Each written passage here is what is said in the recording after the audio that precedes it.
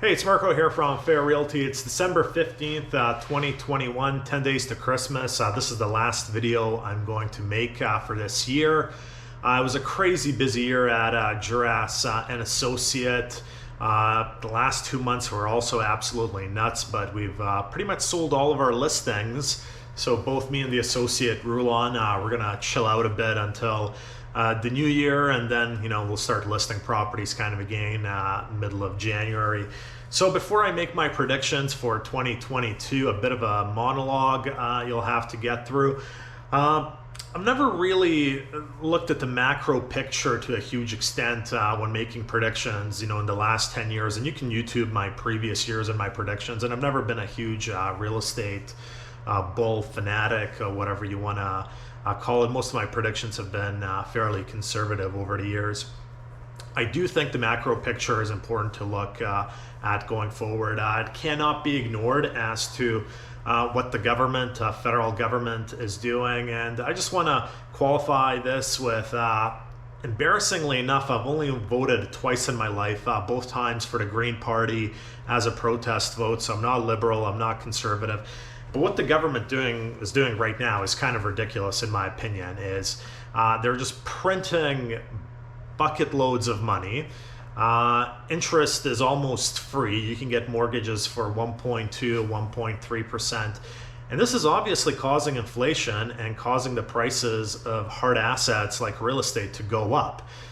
Because if I'm a well-off individual and I was buying 2 tomatoes at Thrifty's last week, this week I'm buying 2 tomatoes at Thrifty's again, but all this money is being printed, which is usually landing in the hands of well-off people who are investing in real estate, etc., driving up prices.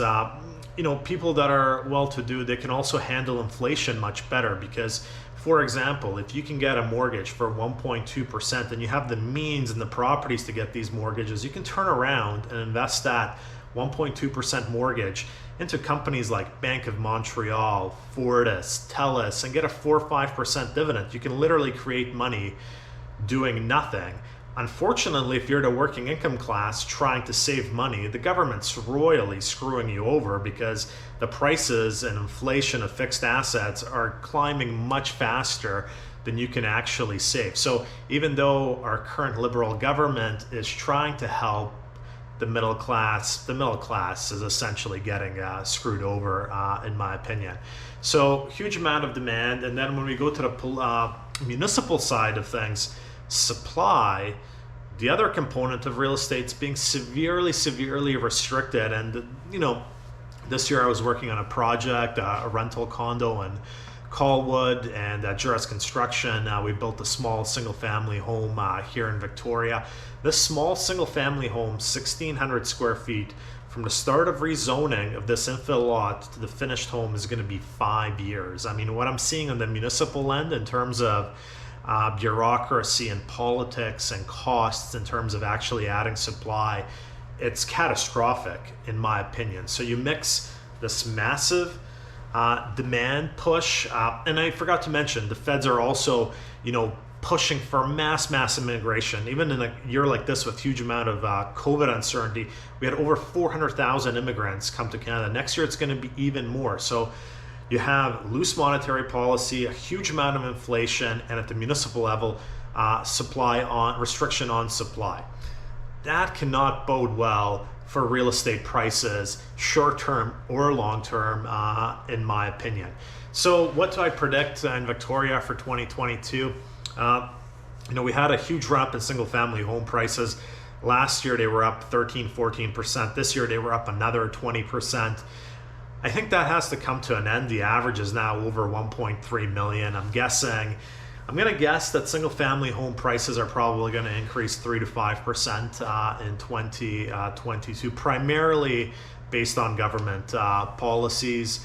Condos, previous year we only saw about a 3% increase. This year we're going to see about, maybe a 15% increase.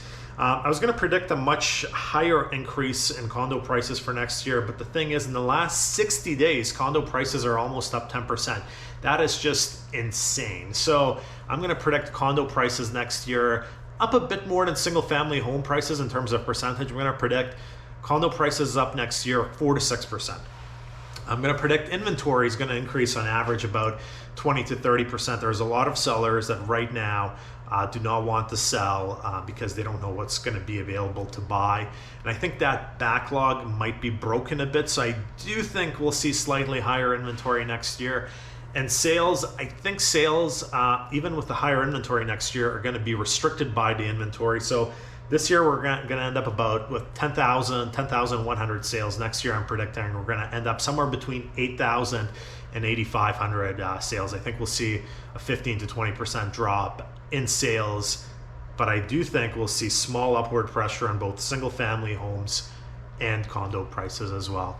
So that's kind of my prediction for 2022. The last few years have been way off. I mean, what we've seen has been unprecedented. Once again, going back to just very loose federal monetary policy, printing money, low interest rates as just, at the end of the day, I basically feel very bad for working class people.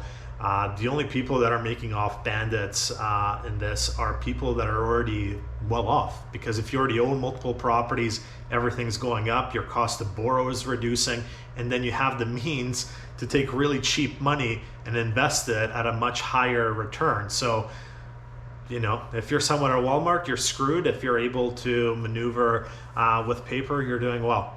That's it for this week. Marko, Juras, Fair Realty.